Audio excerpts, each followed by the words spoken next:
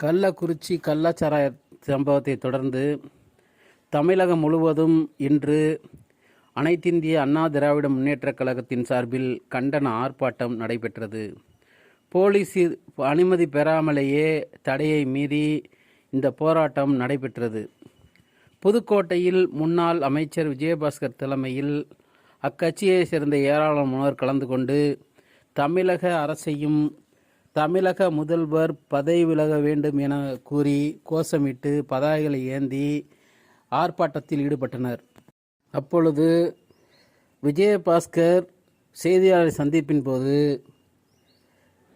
அவர் கூறியது, கலெக்டரின் தவறான தவறுகளால் நிறைய உயிர் இழப்புகள் ஏற்பட்டது எனவும், இந்த கள்ளச்சாராய விற்பனை தொடர்பாக அந்த மாவட்ட எஸ்பிக்கும் பங்கு உள்ளது என்றும், விஷ சாராயம் அருந்தியவர்களுக்கு மெத்தனால் விஷ முறிவு மருந்து போதிய அளவு கொடுக்கப்படவில்லை, அந்த மருந்து இருப்பு வைக்கப்படவில்லை, அதனால் உயிரிழப்புகள் அதிகமானது எனவும், திமுக எதிர்க்கட்சியாக இருந்தபோது கூட கள்ளச்சாராய சாவுகளுக்கு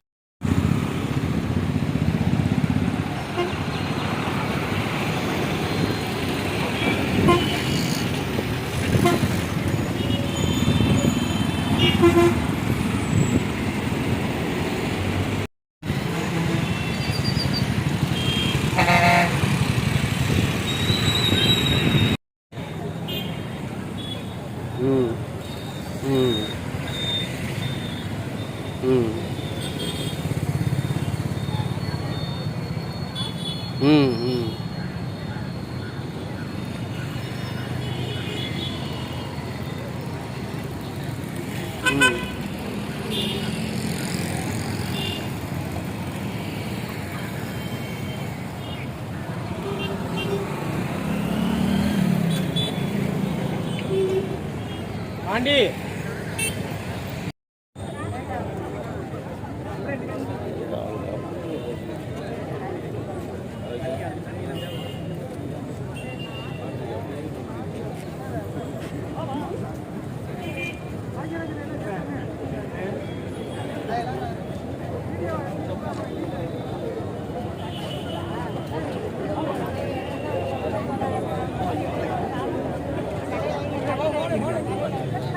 உள்ள போறானே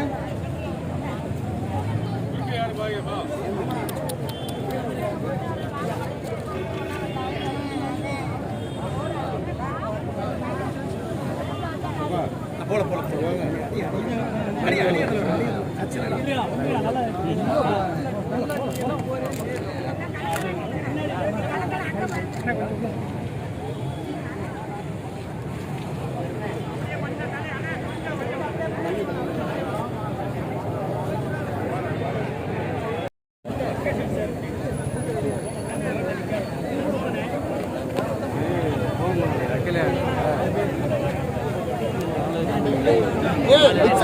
தலைமையா ஆளை காரணம் தேடுன அப்பயே அண்ணே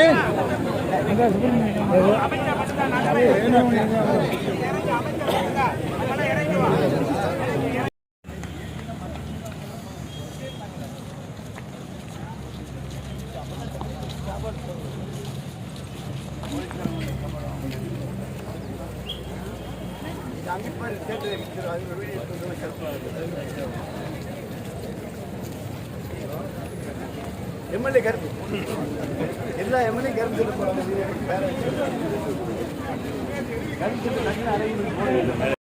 கையில் பிடிச்சிருந்தா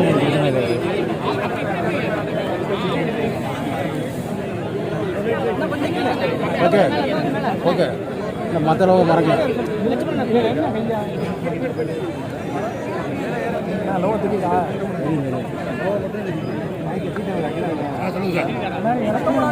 கொஞ்சம் மேலே ஏறி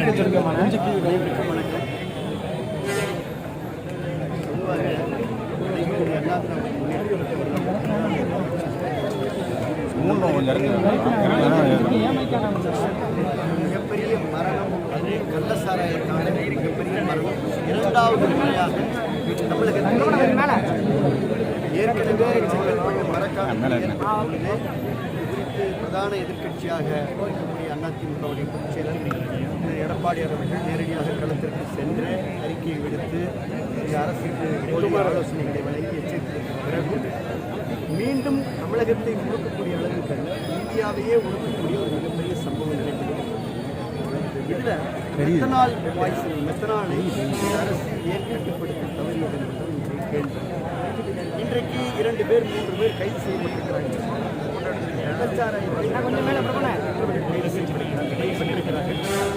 இது விற்பனை செய்யப்பட்டதோடு முடிந்துவிட்டால் விற்பனை செய்யப்பட்டதற்கு யார் மூலம் வந்தது, எப்படி வந்தது, இதற்கு பின்னணி என்ன, இதோட நெட்வொர்க் என்ன, இவற்றையெல்லாம் முழுமையாக தீர விசாரிக்க வேண்டும்.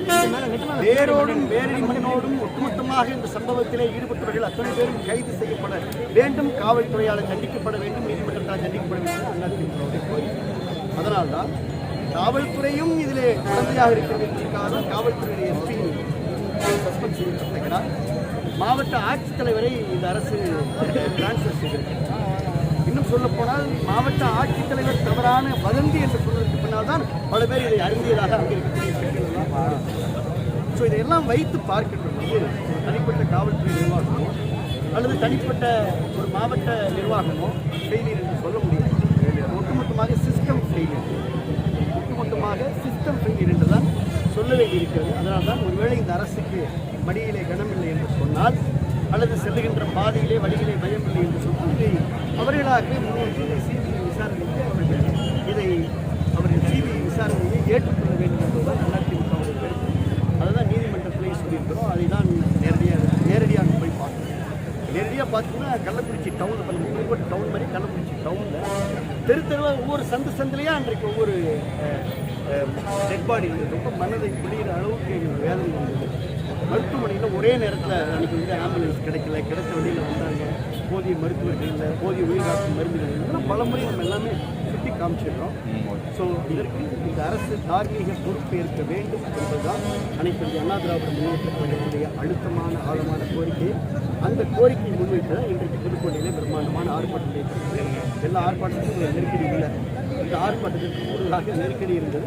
நெருக்கடியும் தாண்டி இவருடைய கருத்துக்களை மருந்து தட்டுப்பாடு விசாரணையில் வந்து பல்வேறு வழக்குகளை வந்து முன்னுதாரணம் காட்டுறாங்க. சிபிஐ வழக்கை வந்து தாமதப்படுத்துறதுக்காக குற்றவாளிகளை வந்து தப்ப விடுறதுக்காக சிபிஐ என்கொயரி கேட்குறாங்கன்னு சொல்லிட்டு உடைய கேள்வி சரியான கேள்வி. இதே நிலையில் பலமுறை திராவிட முன்னேற்ற கழகத்துடைய அரசும் அவங்க எதிர்க்கட்சி சிபிஐ விசாரணை கேட்டு இதனால் வந்து இது வந்து 2 மாவட்டங்கள் 3 மாவட்டங்களுக்கான இந்த மெத்தனால் வந்து இப்போ சென்னையிலேருந்து வந்ததுன்ற மாதிரி ஒரு கருத்து சொல்கிறாங்க. பக்கத்து மாநிலமான பாண்டிச்சேரியிலிருந்து வந்ததுன்னு சொல்கிறாங்க. 2-3 மாநிலங்கள் சம்மந்தப்பட்டாவே அது வந்து இந்தியா முழுமைக்கான ஒரு அதிகார அமைப்பு சிபிஐ விசாரிக்கலாம் சரியாக இருக்கும் கருதுறாங்க. தனிப்பட்ட ஒரு மாநிலத்துக்குள்ளே இருந்தால் கூட மட்டுமே நம்ம சிபிஐ விசாரணை ஏற்றுக்கலாம். அது மட்டும் அல்ல, நல்லா சரியாக கேள்வி கேட்டீங்க.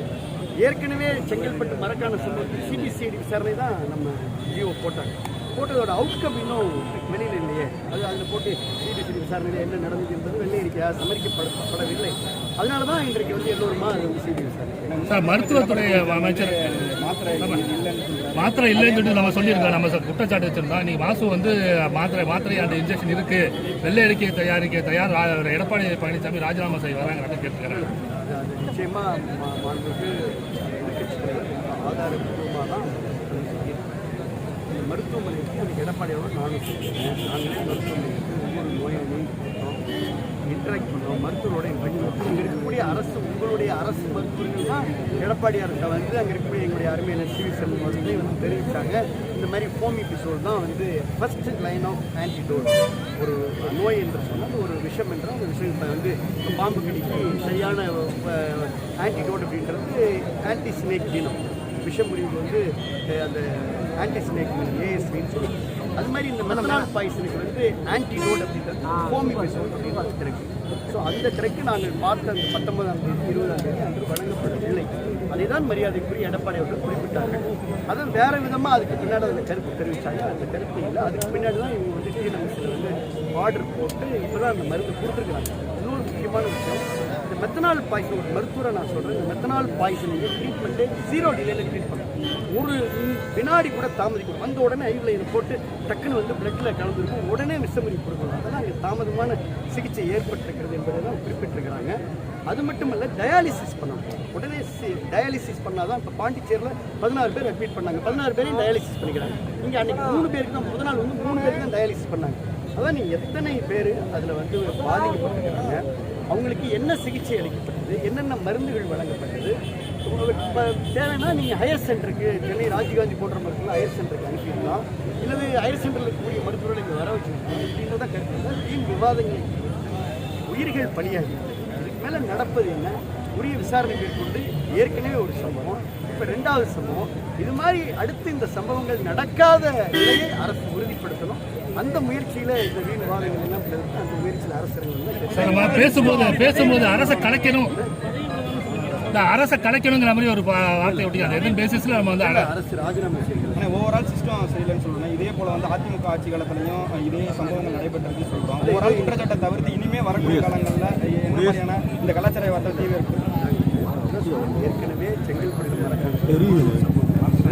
அப்பவே அது ஒரு அலர்ட் தானே, ஒரு அரசாங்கத்துக்கு ஒரு அலர்ட் தானே, எச்சரிக்கை பண்ணி தானே. அதுக்கப்புறமும் இன்னொரு சம்பவம் நடக்கும்போது தான் அது மிகப்பெரிய வேதனை.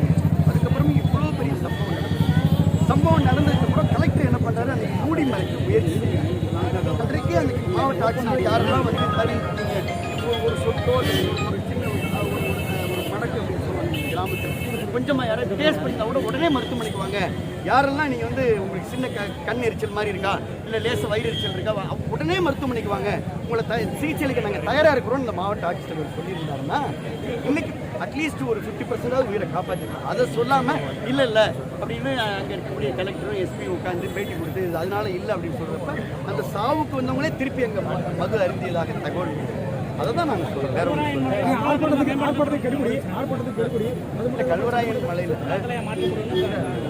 இன்னொரு விஷயம், இந்த கல்வராயன் மலையில் கூட நடந்ததை கூட பரவாயில்ல. நீங்கள் வந்து ஒரு டவுனில் நடக்குதுல்ல, ஆட்டோபசியில் ஒரு மாவட்ட தலைநகரத்துடைய மையப்பகுதியில் நடக்குது, பக்கத்திலே போலீஸ் பக்கத்திலே நீதிமன்றம் இருக்குது சொல்லிட்டு எப்படி 600 பாக்கெட் அன்னைக்கு மட்டும் விட்டுறதாக செய்தி வருது. அதனால் இந்த நெட்வொர்க்கை வந்து அவங்க தேடி பிடித்து அழுத்தம் சார், அந்த மாவட்ட ஆட்சித்தலைவருக்கு அழுத்தம் வந்திருக்கிறதா சொல்கிறாங்க. அதாவது அது நீங்கள் தான் செக் பண்ணுறீங்க. இருங்க மயக்கமாக